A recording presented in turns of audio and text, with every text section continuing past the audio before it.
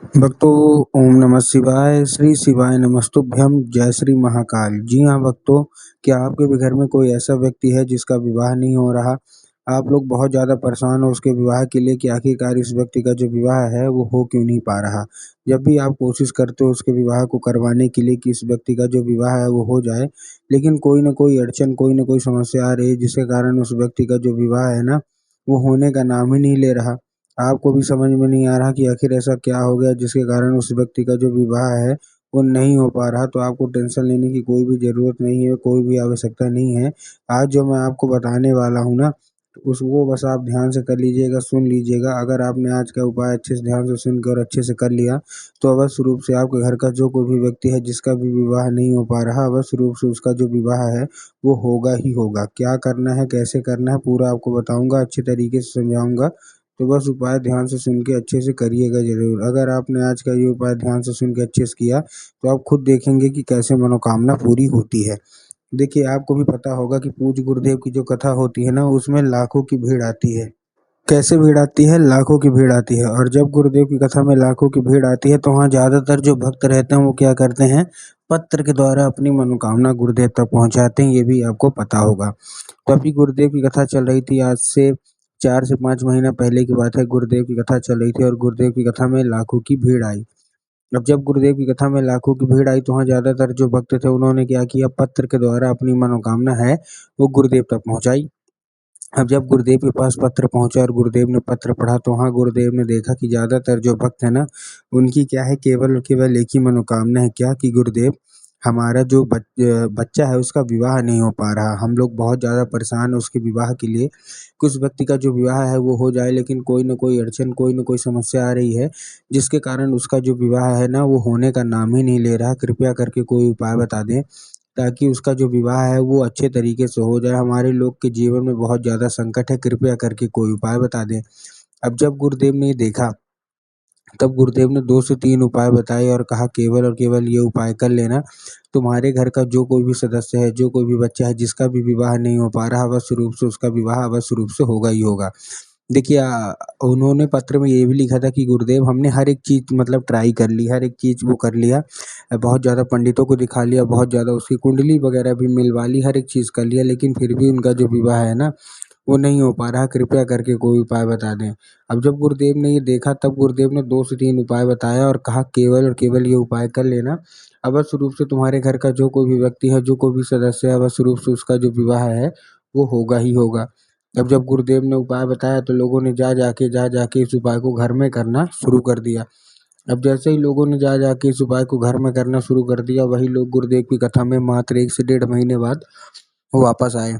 अब जब वही लोग गुरुदेव की कथा में वापस आए, तो उन्होंने क्या किया, फिर से एक बार गुरुदेव को पत्र लिखा, लेकिन ये वाला जो पत्र था, ये गुरुदेव को धन्यवाद के रूप में पत्र था कि गुरुदेव, धन्य हो आपका, आपके द्वारा बताया गया उपाय हमने कर लिया है। हमारी सारी की सारी इच्छा, सारी की सारी जो मनोकामना थी, वो भी पूरी हो गई है और ये केवल और केवल आपके द्वारा बताया गया उपाय के कारण ही हुआ है। आपका कोटि-कोटि धन्यवाद। तो देखिए, जो लोग भी मेरी आवाज़ अभी सुन रहे हैं ना, अगर आपको भी जानना है कि आखिर ऐसा कौन-सा उपाय है जिसको करने मात्र से इच्छा मनोकामना पूरी हो जाती है, तो चलिए हम बताते हैं आपको आज की इस वीडियो के माध्यम से कि आपको करना क्या है। तो बस उपाय ध्यान से सुन के अच्छे से करिएगा ज़रूर, और अगर आपने आज का ये उपाय ध्यान से सुन के अच्छे से किया, तो अवश्य रूप से आपके घर का जो कोई भी व्यक्ति है उसका विवाह अवश्य रूप से होगा ही होगा, ठीक? लेकिन उसके पहले चैनल पे अगर पहली बार आए हैं और आवाज़ मेरी पहली बार सुन रहे हैं, तो वीडियो कर दें लाइक और चैनल को भी कर लें सब्सक्राइब, ताकि पूजनीय पंडित प्रदीप जी मिश्रा के रोज़ नए-नए उपाय, जो कि मैं उनकी कथा से सुनता हूँ, श्रवण करता हूँ, सबसे पहले मैं आपको प्राप्त करा सकूँ, ठीक? तो देखिए, जो हमारा सबसे पहला उपाय है, इस उपाय में आपको करना क्या है, जो हमारा सबसे पहला उपाय है, इस उपाय में आपको करना क्या है, सबसे मतलब पहली चीज़ आपको ध्यान रखना है कि इस उपाय में आपको 3 काली मिर्च लेना है और 3 काली मिर्च के साथ-साथ आपको 1 धतूरा लेना है। क्या लेना है? 3 काली मिर्च और 1 धतूरा। अब देखिए, काली मिर्च और काली तिल में ना बहुत सारे लोग कन्फ्यूज़ होते हैं, काली मिर्च लें कि काली तिल लें? तब गुरुदेव ने बताया कि आपको काली मिर्च लेना है, ठीक? काली मिर्च ले लिया। अब काली मिर्च के साथ-साथ आपको और क्या चाहिए? काली मिर्च तो ले लिया, उसके साथ-साथ आपको 1 धतूरा चाहिए। तो 3 काली मिर्च और 1 धतूरा लिया, उसके बाद आपको करना क्या है, चुपचाप आपको केवल और केवल क्या करना है, जैसे ले लिया, लेने के बाद आपको पहुँच जाना है सीधा-सीधा शिव मंदिर। अब जैसे आप शिव मंदिर पहुँचेंगे, शिव मंदिर पहुँचने के बाद सबसे पहले आपको दक्षिण दिशा में खड़े होना है और उत्तर की ओर अपना चेहरा कर लेना है। अब देखिए दक्षिण और उत्तर में भी बहुत सारे लोगों के मन में कन्फ्यूज़न आता है कि दक्षिण क्या है, उत्तर क्या है, हमको थोड़ा-थोड़ा साफ-साफ बताओ। तब गुरुदेव ने बताया है कि आप जिस शिव मंदिर की जिधर साइड जलाधारी होगा ना, आपको अपना चेहरा उधर साइड करके क्या होना है, खड़े हो जाना है। ठीक, खड़े हो गए। खड़े होने के बाद आपको करना क्या है, चुपचाप एक नाम लेके, महादेव का बहुत ही सुंदर सा नाम है श्रम्भेश्वर महादेव। तो आपको चुपचाप करना क्या है, आपको श्रम्भेश्वर महादेव का नाम लेके उन्हीं का स्मरण करके आपको क्या करना है, चुपचाप अर्पित कर देना है बस। पूज्य गुरुदेव कहते हैं कि अगर आपने ऐसा कर लिया तो अवश्य रूप से जो कोई भी इच्छा मनोकामना है ना, अवश्य रूप से पूरी होगी ही होगी। ठीक, ये तो था हमारा कौन सा, ये था हमारा पहला उपाय। अब हम चलते हैं अपने दूसरे उपाय की ओर।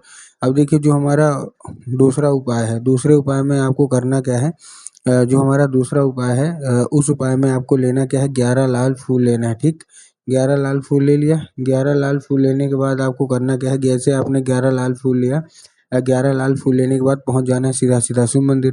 लेकिन जब 11 लाल फूल आप लेंगे तब आपको ध्यान रखना है कि जो फूल है वो कहीं से भी कटा-फटा या खंडित नहीं होना चाहिए, पहली चीज़ आपको ये ध्यान रखना है।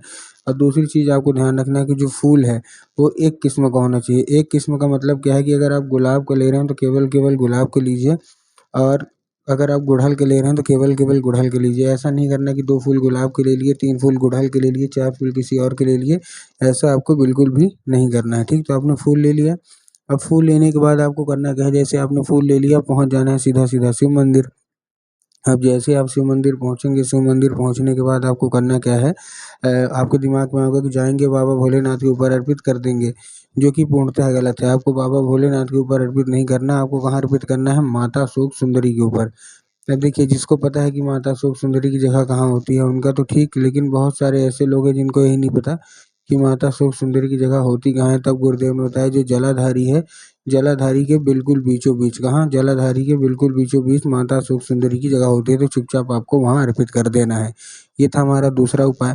अब हम चलते हैं अपने तीसरे और आखिरी उपाय की ओर। अब हमारा जो तीसरा और आखिरी उपाय है, इस उपाय में आपको क्या करना है, आपको लेना क्या है, केवल और केवल आपको एक चीज़ लेना है। क्या लेना है, आपको लाल चंदन लेना है और लाल चंदन लेके पहुँच जाना है कहाँ, सीधा-सीधा शिव मंदिर। अब जैसे आप शिव मंदिर पहुँचेंगे, अभी मैंने आपको माता शोक सुंदरी की जगह बताई ना, बस उसी जगह पे आपको 3 बार अपने दाहिने हाथ की कोई भी एक उँगली से 3 बार बिंदी के रूप में टीका लगाना है। बिंदी के रूप में टीका लगाने के बाद आपको क्या कर देना है, उससे औषधि के रूप में माँगना है कि कृपया करके हमको इसको औषधि के रूप में प्रदान करिए। अब क्या होगा, अब ये औषधि का रूप ले लेगा। तो बस आपको करना क्या है, वही उँगली लेके चुपचाप घर आ जाइए और जहाँ आप लोग सोते हैं और जिधर साइड सर करके सोते हैं, उधर साइड की जो दीवार होगी, उसी दीवार में इसको लगा देना बस। पूज्य गुरुदेव कहते हैं मात्र 1 से 1.5 महीना करके देखिए, अवश्य रूप से जो कोई भी इच्छा मनोकामना वो पूरी होगी ही होगी।